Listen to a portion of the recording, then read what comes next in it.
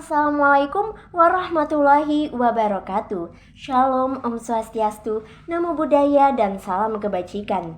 Dewan Juri yang arif lagi terpelajar, serta insan yuris yang berbahagia, kami dari tim Muhammad Yamin dengan saya Khofifah Diah Permatasari selaku pembicara pertama yang akan mendudukkan mosi perdebatan dalam ranah akademik konseptual serta akan menyampaikan konklusi. Adapun kami Lia Nur Rahma selaku pembicara kedua yang akan menyampaikan dalam ranah yuridis normatif dan akan dielaborasi lebih lanjut oleh pembicara ketiga kami, Abdillah Raza Mardiana, dalam ranah sosiologis, empiris, dan studi komparatif. Dan untuk pertama kalinya, kami menyatakan dengan jelas dan tegas bahwa kami menyetujui mosi perdebatan kita pada kali ini, yaitu penghapusan subsidi BBM guna mendukung net zero emission. Sekian dan terima kasih. Governor C.S. Prevoi, menjalankan pemerintahan berarti melihat ke depan dan menjalankan apa yang harus dilakukan. Sehubungan dengan mosi perdebatan kali ini, tentunya penghapusan subsidi BBM merupakan langkah awal untuk kedepannya dalam mengusung ekonomi hijau termasuk untuk mencapai net zero emission. Dewan Juri yang terhormat, net zero emission adalah kondisi di mana jumlah emisi karbon yang dilepaskan ke atmosfer tidak melebihi jumlah emisi yang mampu diserap oleh bumi. Menteri Perencanaan Pembangunan Nasional Suharto Monoarfa mengatakan bahwa kebijakan untuk mencapai net zero emission yaitu menghapuskan subsidi BBM hingga 100% pada tahun 2030. Hal ini sejalan dengan pendapat dari ahli kesehatan lingkungan Budi Hartono bahwasanya polusi udara dari BBM subsidi mengakibatkan peningkatan emisi. Problem inilah yang melahirkan mosi penghapusan subsidi BBM guna mendukung net zero emission. Suatu kebijakan dalam sektor ekonomi dan lingkungan perlu dengan mempertimbangkan aspek hukum sebagai payung dalam hal tersebut guna mencapai efisiensi terkait sumber daya. Hal ini selaras dengan teori hukum pembangunan yang dicetuskan oleh Mohtar Kusumaatmadja bahwa hukum sebagai sarana pembangunan dan pembaharuan masyarakat hendaknya diwujudkan dalam pembentukan hukum di sektor-sektor strategis berkaitan dengan pengolahan energi terbarukan. Berangkat dari pernyataan tersebut, maka perlu adanya upaya penghapusan subsidi BBM secara bertahap dan dorongan kepada masyarakat untuk menggunakan energi baru terbarukan yang tentunya ramah lingkungan demi mencapai net zero emission yang telah didukung dengan disahkannya Undang-Undang Nomor 16 Tahun 2016 tentang pengesahan Paris Agreement to the United Nations Framework Convention on Climate Change tahun 2015. Kemudian, terdapat 4 urgensi mengapa kami menyetujui mosi perdebatan kita kali ini, yaitu yang pertama, dengan merujuk pada data Statistical Reviews of World Energy, dalam jangka waktu 48 tahun lagi, bahan bakar minyak di dunia diperkirakan habis.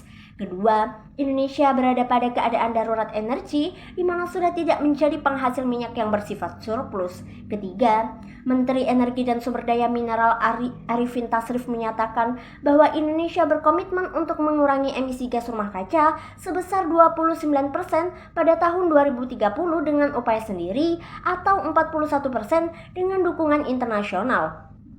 Dan yang terakhir, Indonesia telah mempersiapkan diri untuk berkontribusi secara optimal melalui ambisi-ambisi penanganan iklim yang sudah dicatatkan dalam Nationally Determined Contribution dan dalam dokumen Long Term Strategy on Low Carbon and Climate Resilience 2050 sebagai mandat dari Paris Agreement.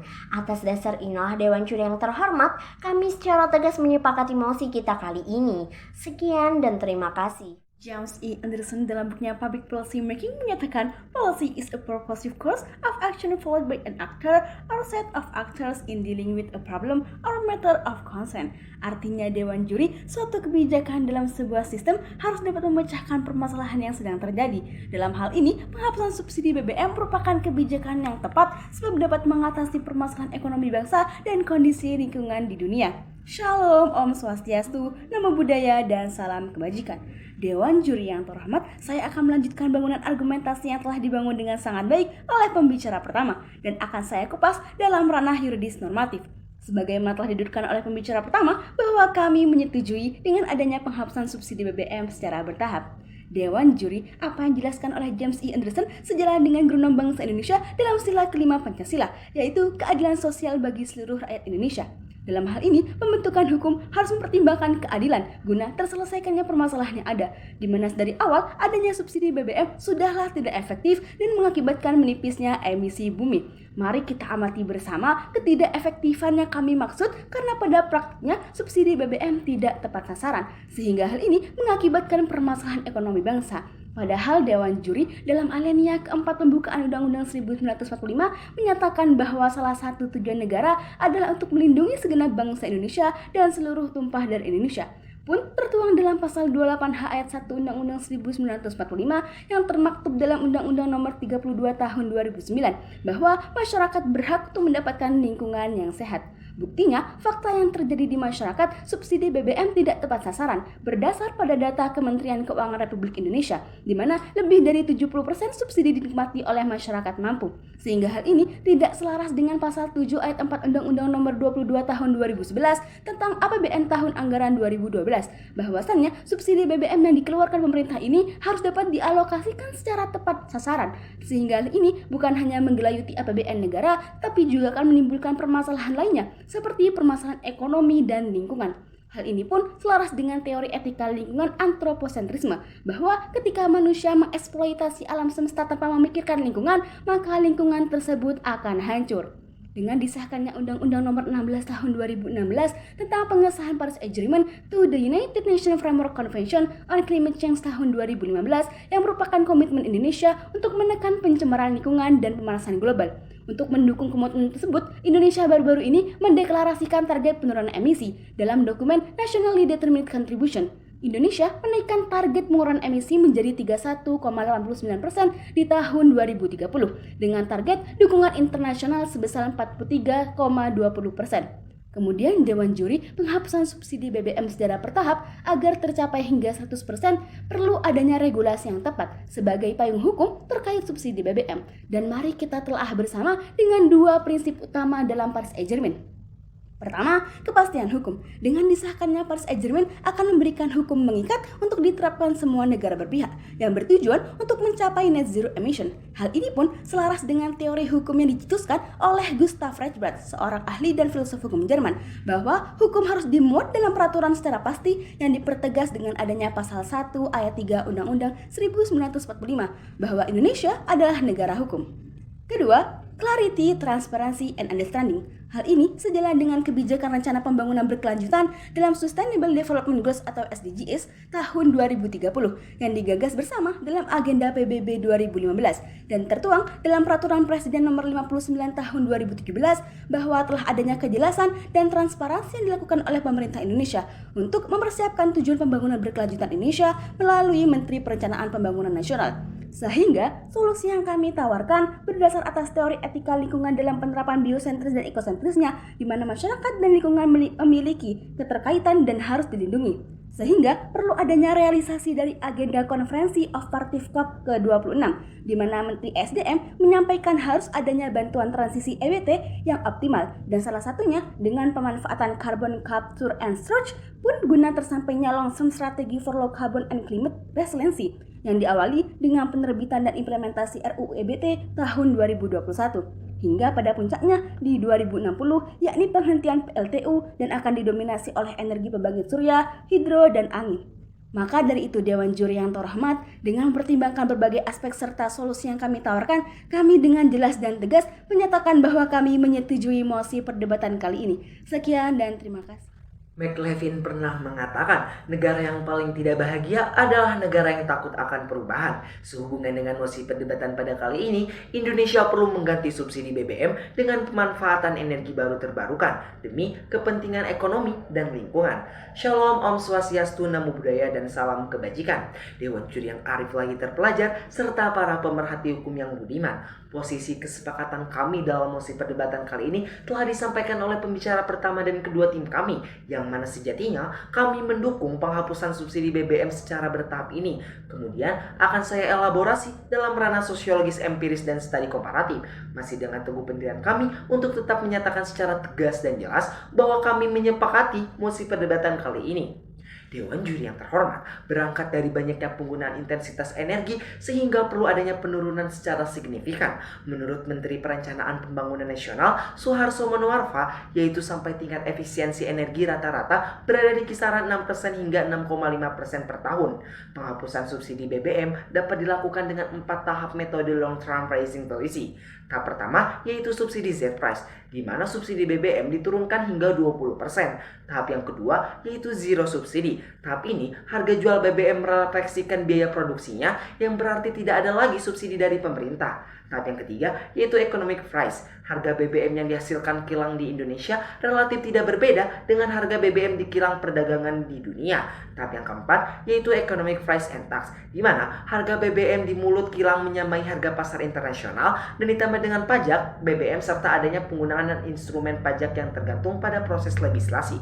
Dewan Juri, mari kita melakukan studi komparatif. Malaysia telah menghapus subsidi BBM sejak 1 Desember 2014 dan terbukti bahwa saat ini Malaysia dapat mengurangi defisit fiskal dengan menghemat anggaran sekitar 20 miliar ringgit per tahun.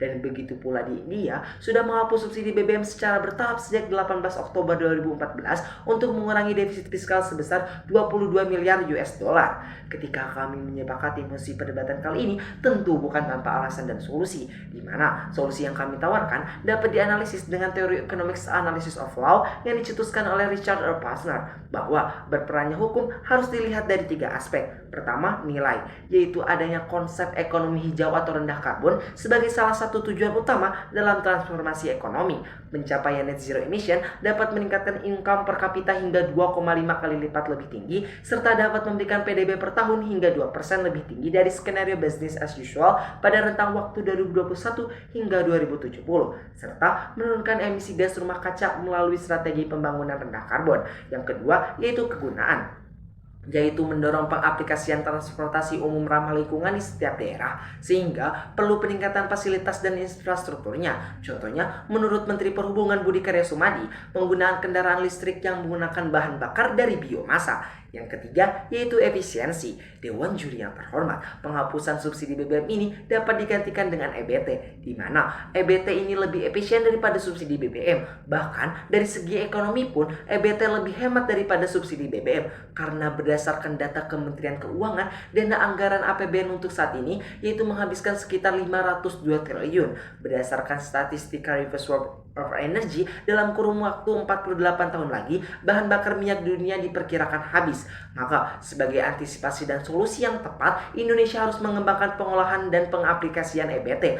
Hal ini sangat mungkin Dewan Juri, sebab sebagaimana yang telah kita ketahui bahwa Indonesia kaya akan sumber daya alam, dan berdasarkan data EBT dan konservasi energi Kementerian Energi dan Sumber Daya Mineral, Indonesia memiliki potensi EBT yang cukup besar. Di antaranya mini mikrohidro sebesar 450 MW, biomasa 50 GW, energi surya 4,80 kWh per meter per hari, energi angin 3-6 meter per detik, dan energi nuklir 3 GW.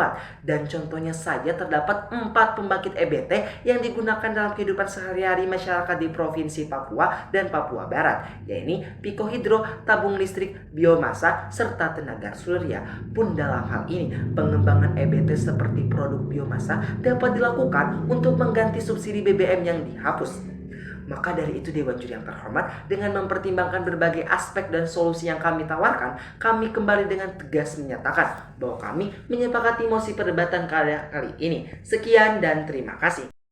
Dewan Juri yang terhormat dan insinyuris yang berbahagia, sampailah kita di akhir perdebatan yang mana pembicara 1, 2, dan ketiga dari tim kami telah menyampaikan poin-poin argumentasi secara apik dalam ranah filosofis, yuridis, dan sosiologis. Karena tanpa ketiganya hanyalah mayat-mayat hukum. Profesor Sacipto Raharjo. Dewan Juri yang terhormat, melalui teori hukum pembangunan oleh Mohtar Kusuma Atmaja dan teori etika lingkungan antroposentrisme, biosentris, dan ekosentris, serta teori The Economics Analysis of Law oleh Richard E. Posner yang kami gunakan sebagai pisau analisis dalam mosi perdebatan kali ini, menunjukkan bahwasanya adanya kebijakan penghapusan subsidi BBM ini sangat mendukung target net zero emission serta memberikan dampak positif terhadap ekonomi dan lingkungan, terlebih dalam penggunaan EBT itu sendiri. Dewan juri yang terhormat, pendebat yang baik tidak hanya cakap dalam mengkritisi, tapi juga cakap dalam memberi solusi. Oleh karena itu, perkenankanlah kami memberikan solusi yang solutif, yaitu yang pertama, perlu adanya regulasi untuk mengatur penghapusan subsidi BBM dan mengganti dengan pemanfaatan energi baru terbarukan. Kedua, mengusung ekonomi hijau atau rendah karbon sebagai salah satu tujuan utama dalam transportasi ekonomi. Ketiga, perlu adanya peningkatan fasilitas dan infrastruktur transportasi umum yang ramah lingkungan di setiap daerah. Berdasarkan argumentasi dan solusi yang kami tawarkan, maka sampai detik ini kami tetap yakin dan konsisten untuk menyetujui mosi perdebatan kita kali ini. Jalan-jalan ke Surabaya, jangan lupa membeli bakpao. Mari kita hapuskan subsidi BBM-nya demi terwujudnya lingkungan hijau. Sekian dan terima kasih.